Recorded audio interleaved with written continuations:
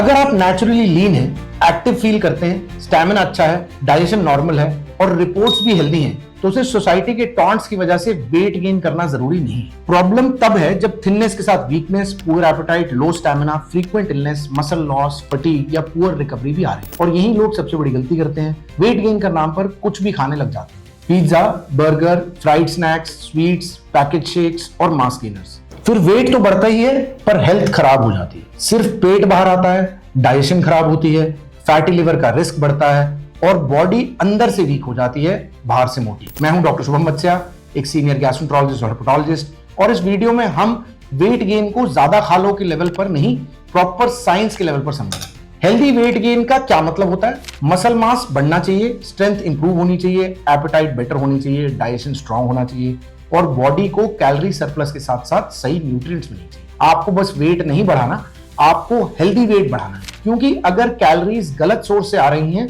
तो आप स्किनी से हेल्दी नहीं, स्किनी फैट बन सकते हैं। और स्किनी फैट बॉडी बाहर से पतली जरूर दिखती है लेकिन अंदर से मेटाबॉलिक प्रॉब्लम बिल्ड करना शुरू हो जाती है। और अब बात करते हैं why you are not gaining weight even after eating। अब एक कॉमन लाइन सुनने को मिलती है, डॉक्टर मैं बहुत खाता हूं फिर भी वेट नहीं बढ़ता। लेकिन ऑनेस्टली अक्सर प्रॉब्लम ये होती है कि या तो कैलोरीज उतनी नहीं होती जितनी आपको लगती हैं, या बॉडी उन कैलोरीज को प्रॉपर्ली डाइजेस्ट और अब्सॉर्ब नहीं कर पा रही है। वेट गेन का बेसिक रूल सिंपल है, बॉडी को डेली रिक्वायरमेंट से थोड़ी एक्स्ट्रा एनर्जी चाहिए, लेकिन इसका मतलब जंक फूड का लाइसेंस नहीं है।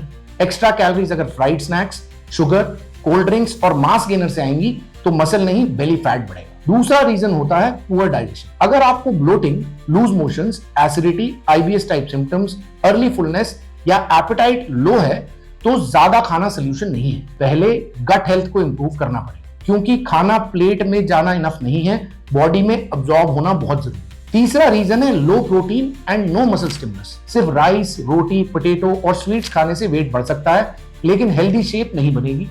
मसल बनाने के लिए प्रोटीन और रेजिस्टेंस ट्रेनिंग दोनों चाहिए। और कुछ रेड फ्लैग्स भी याद रखिए, अगर आपका वेट सडनली अनइंटेंशनली कम हो रहा है, एपेटाइट गिर रही है, क्रॉनिक डायरिया है, फीवर प्लस नाइट स्वेट्स हैं, पैल्पिटेशंस, थायराइड सिम्टम्स, डायबिटीज के सिम्टम्स या ब्लड इन स्टूल है, तो सिर्फ डाइट प्लान फॉलो मत कीजिए, प्रॉपर मेडिकल इवैल्यूएशन बहुत जरूरी है। Foods that actually help you gain healthy weight. अब आते हैं सबसे इंपॉर्टेंट पार्ट पर, वेट गेन के लिए क्या खाना चाहिए। क्योंकि ज्यादा खा लो सब बोल देते हैं, लेकिन क्या ज्यादा खा लो यही डिसाइड करेगा कि बॉडी स्ट्रांग बनेगी या सिर्फ बेली फैट बनेगी। हेल्दी वेट गेन के लिए आपको कैलोरी सरप्लस चाहिए, लेकिन वो सरप्लस रियल फूड से आना चाहिए। आपका टारगेट होना चाहिए कि डेली अराउंड 300 to 500 या 300 से 500 एक्स्ट्रा कैलोरीज ऐड हो, लेकिन protein, complex carbs, healthy fats, vitamins और मिनरल्स के साथ। जंक फूड से कैलोरीज तो आएंगी लेकिन मसल नहीं बनेगी।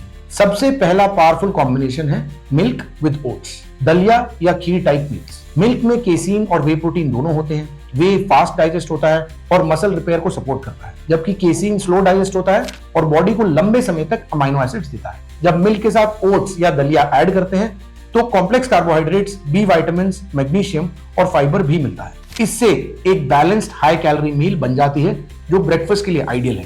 अगर आपकी एपेटाइट कम है तो सॉफ्ट मील्स जैसे मिल्क ओट्स या दलिया डाइजेस्ट करना कंपैरेटिवली इजी होता है। इसमें नट्स, रेजिन्स या डेट्स एंड पीनट बटर भी ऐड किया जा सकता है, जिससे कैलोरीज और बढ़ सकती है। दूसरा कॉम्बिनेशन है बनाना विद पीनट बटर या पीनट्स। बनाना इजीली डाइजेस्टेबल कार्ब्स, पोटेशियम और विटामिन B6 देता है। ये वर्कआउट फ्यूल के लिए भी बहुत यूजफुल है, लेकिन बनाना अलोन लिमिटेड होता है। जब उसके साथ आप पीनट बटर या रोस्टेड पीनट्स ऐड करते हैं तो हेल्दी फैट्स, प्रोटीन, मैग्नीशियम और एक्स्ट्रा कैलोरीज भी मिलती है। ये कॉम्बिनेशन लो एपेटाइट वाले लोगों के लिए परफेक्ट है, क्योंकि स्मॉल वॉल्यूम में हाई कैलोरीज मिल जाती है।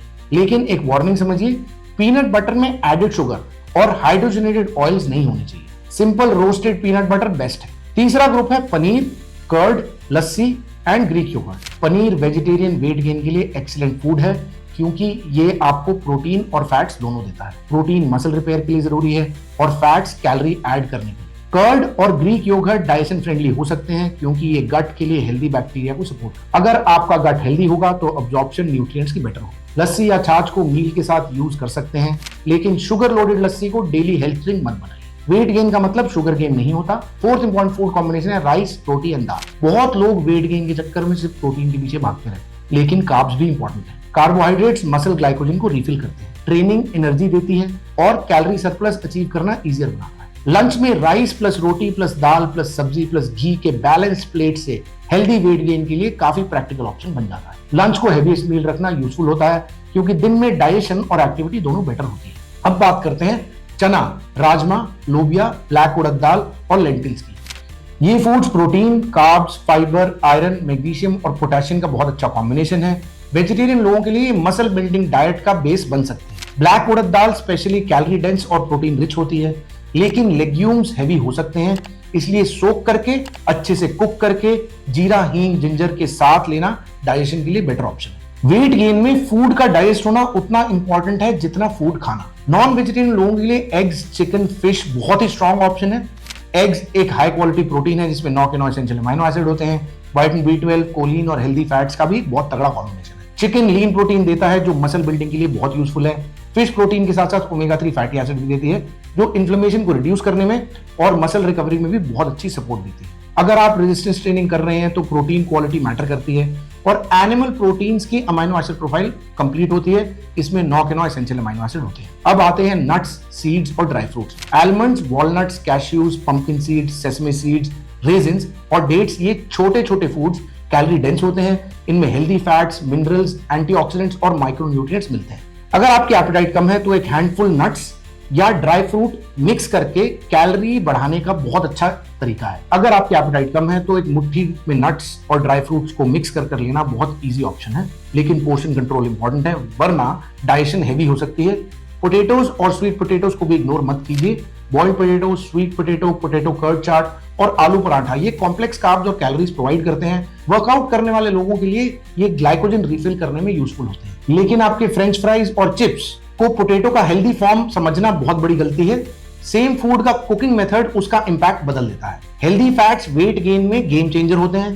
घी, cold press oils, coconut, avocado और नट्स 1 ग्राम फैट में 9 कैलोरी होती हैं, इसलिए स्मॉल क्वांटिटी से भी ये कैलोरी बॉम्ब हो जाते हैं। रोटी पर घी, दाल में घी, सब्जी में गुड क्वालिटी ऑयल, ये प्रैक्टिकल तरीके हैं कैलोरीज बढ़ाने के, लेकिन हेल्दी फैट का मतलब अनलिमिटेड फैट नहीं होता। ओवरडू करेंगे तो डाइजेशन स्लो हो जाएगी, एसिडिटी बढ़ेगी और बेली फैट ये भी बढ़ सकता है। और फाइनली होममेड स्मूदीज, ये उन लोगों के लिए बेस्ट हैं जो ज्यादा चू नहीं कर पाते या जिनकी एपेटाइट कम रहती है। Banana plus milk plus oats plus peanut butter plus dates या banana plus curd plus nuts type की स्मूदी एक नेचुरल वेट गेन शेक बन सकता है। ये मार्केट के मास गेनर से बहुत बेटर है क्योंकि इसमें रियल फूड है, फाइबर है, मिनरल्स है और बहुत सारा प्रोटीन है। मास गेनर से सावधान रहिए। बहुत से कमर्शियल मास गेनर्स में माल्टोडेक्स्ट्रिन, शुगर, आर्टिफिशियल फ्लेवर्स और लो क्वांटिटी कार्ब्स होते हैं। ये कैलोरीज तो देते हैं लेकिन इंसुलिन स्पाइक, बेली फैट और फैटी लिवर का रिस्क भी बहुत बढ़ा देते हैं। सिंपल रूल याद रखिए, हर मील में carbs plus protein plus healthy fat होना चाहिए, तभी वेट गेन हेल्दी होगा, सस्टेनेबल होगा और बॉडी स्ट्रॉन्ग दिखेगी और फील भी करेगी। Exercise, how to gain muscle not just fat. अब एक चीज बहुत क्लियरली समझ लीजिए, सिर्फ खाना बढ़ाने से हेल्दी वेट गेन नहीं हो सकता। अगर आप एक्स्ट्रा कैलोरीज खा रहे हैं लेकिन मसल्स को स्टिमुलस ही नहीं दे रहे तो बॉडी उन कैलोरीज को मसल में कन्वर्ट कभी नहीं करेगी। सिंपल सी बात है, आप हेल्दी खा रहे हैं पर मसल्स को स्टिमुलस नहीं दे रहे तो वो कैलोरीज कभी भी मसल में कन्वर्ट नहीं हो सकती। वो कैलोरीज फैट के फॉर्म में स्टोर होंगी, स्पेशली बेली एरिया में। इसलिए वेट गेन जर्नी में रेजिस्टेंस ट्रेनिंग नॉन नेगोशिएबल है। आपको मैराथन नहीं दौड़नी, रोज 1 घंटा कार्डियो नहीं करना। अगर आप ऑलरेडी अंडरवेट हैं और एक्सेसिव रनिंग, साइकिलिंग या कार्डियो कर रहे हैं तो आप और कैलोरीज बर्न कर रहे हैं। वेट गेन के लिए आपका फोकस स्ट्रेंथ ट्रेनिंग पर होना चाहिए, जैसे pushups, squats, lunges, pullups, dumbbell exercises, machines, resistance bands या जिम ट्रेनिंग। इस सब को मिक्स करके हमें एक रूटीन बनाना चाहिए। जब आप वेट ट्रेनिंग करते हैं मसल्स में माइक्रोस्कोपिक डैमेज होता है, बॉडी उस डैमेज को रिपेयर करती है और अगर डाइट में प्रोटीन, कार्ब्स, हेल्दी फैट्स और कैलोरीज एडिक्वेट है तो मसल फाइबर स्ट्रॉन्ग और बिगर बनते हैं, जिसे हाइपरट्रोफी बोला जाता है। इसी प्रोसेस को मसल हाइपरट्रोफी कहते हैं, लेकिन यहां भी पेशेंस चाहिए। 1 हफ्ते में बॉडी ट्रांसफॉर्म नहीं होती, आपको प्रोग्रेसिव ओवरलोड फॉलो करना होगा, मतलब धीरे धीरे रेप्स, सेट्स, वेट्स या एक्सरसाइज की डिफिकल्टी इंक्रीज करनी पड़ेगी। वर्कआउट का एक और बेनिफिट है, एपेटाइट इंप्रूव होती है।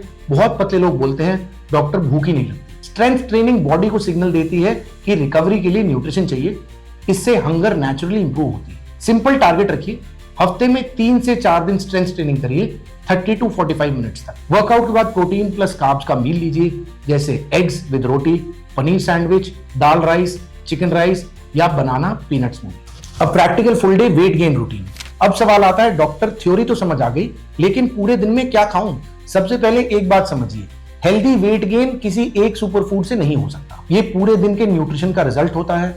आपकी बॉडी को हर 3 से 4 घंटे पर क्वालिटी न्यूट्रिशन मिलना चाहिए ताकि मसल्स को कंटिन्यूअसली एनर्जी और अमाइनो एसिड्स मिलते रहें। सुबह उठते ही सिर्फ चाय और बिस्किट से दिन शुरू मत कीजिए। ओवरनाइट फास्टिंग के बाद बॉडी को प्रोटीन और एनर्जी दोनों की जरूरत होती है। दिन की शुरुआत दूध के साथ ओट्स या दलिया, vegetable poha with peanuts, paneer sandwich या एग्स और होल व्हीट टोस्ट जैसे ब्रेकफास्ट से कीजिए। इससे दिन की पहली मील से ही कैलोरीज के साथ प्रोटीन भी मिलना शुरू हो जाता है। ब्रेकफास्ट और लंच के बीच लॉन्ग गैप मत रखिए। मिड मॉर्निंग स्नैक में banana with peanut butter, roasted चना, mix nuts, fruit with curd या होममेड स्मूदी जैसे ऑप्शंस को इंक्लूड करिए। बहुत लोग सिर्फ 3 मील्स खाते हैं और फिर बोलते हैं कि वेट गेन नहीं हो रहा। अगर एपेटाइट एक बार में कम है तो मील साइज नहीं, मील फ्रीक्वेंसी बढ़ाइए। लंच दिन की सबसे बैलेंस्ड और सब्सटैंशियल मील होनी चाहिए। प्लेट में कॉम्प्लेक्स कार्बोहाइड्रेट्स, प्रोटीन और हेल्दी फैट्स तीनों होने चाहिए। राइस या रोटी के साथ दाल, राजमा, चना, पनीर, चिकन, फिश या एग्स, साथ में सीजनल वेजिटेबल्स और थोड़ा घी। इस तरह एक ही मील से कैलोरीज के साथ प्रोटीन, फाइबर, विटामिन्स और मिनरल्स सब मिलते हैं। शाम को सिर्फ चाय और नमकीन पर सर्वाइव मत कीजिए। ये हैबिट बहुत ही कॉमन है और यहीं पर क्वालिटी कैलोरीज हम मिस कर देते हैं। इवनिंग स्नैक में बॉइल्ड एग्स, स्प्राउट्स चाट, पनीर क्यूब्स, रोस्टेड मखाना, पीनट चाट या फ्रूट स्मूदी ज्यादा सेंसिबल चॉइस है। अगर आप वर्कआउट करते हैं तो यही मील वर्कआउट से पहले या बाद में एडजस्ट किया जा सकता है। डिनर को अननेसेसरली स्किप मत कीजिए, लेकिन बहुत हेवी भी मत कीजिए। दाल, सब्जी, राइस या रोटी के साथ पनीर, चिकन या फिश जैसा प्रोटीन सोर्स ऐड कीजिए। और अगर आपकी कैलोरी रिक्वायरमेंट हाई है और दूध सूट करता है तो सोने से पहले 1 ग्लास मिल्क या ग्रीक योगर्ट लेना ओवरनाइट मसल रिकवरी को सपोर्ट कर सकता है। और सबसे इंपॉर्टेंट बात, कंसिस्टेंसी कैलोरीज से भी ज्यादा पावरफुल होती है। अगर आप मंडे को 3500 कैलोरीज खाकर ट्यूसडे और वेडनेसडे को सिर्फ 2 मील्स खाएंगे तो बॉडी स्टेबल प्रोग्रेस नहीं शो कर पाएगी। हेल्दी वेट गेन डिसिप्लिन मांगता है, शॉर्टकट्स नहीं। रोज थोड़ा बेटर खाइए, रोज स्ट्रेंथ ट्रेनिंग करिए और हर हफ्ते अपना वेट मॉनिटर कीजिए। धीरे धीरे बढ़ने वाला वेट ही लॉन्ग टर्म हेल्दी और सस्टेनेबल होता है। Final 30 day weight gain challenge. आज से नेक्स्ट 30 डेज के लिए एक सिंपल चैलेंज लीजिए। हर दिन अपनी डाइट में 300 to 500 एक्स्ट्रा कैलोरीज ऐड कीजिए। जंक फूड नहीं, रियल फूड। दूध, ओट्स, दलिया, पनीर, दाल, राइस, रोटी, एग्स, फिश, नट्स, सीड्स, बनाना, पीनट बटर। हफ्ते में 3 से 4 दिन स्ट्रेंथ ट्रेनिंग करिए। रोज 7 से 8 घंटे की साउंड क्वालिटी स्लीप लीजिए और अपना वेट डेली नहीं, वीकली ट्रैक कीजिए। याद रखिए, हेल्दी वेट गेन का गोल सिर्फ वेट मशीन का नंबर बढ़ना नहीं है। गोल है स्ट्रेंथ, मसल, स्टैमिना और कॉन्फिडेंस सब बढ़ना। थैंक यू फ्रेंड्स, हमें 450K सब्सक्राइबर्स पार कराने के लिए हमारा टारगेट इस साल के अंत तक 1 मिलियन सब्सक्राइबर्स का है। तो आपका हर एक लाइक, हर एक शेयर हमारे लिए बहुत जरूरी है और मेरी टीम को बहुत मोटिवेट करता है। आपका प्यार निरंतर बना रहे, इसलिए और बढ़िया से बढ़िया कंटेंट हम बनाएंगे और साइंटिफिक कंटेंट आपको प्रोवाइड करेंगे। और अगर आपको ये वीडियो पसंद आया हो तो प्लीज ये और ये वीडियो भी देखिए।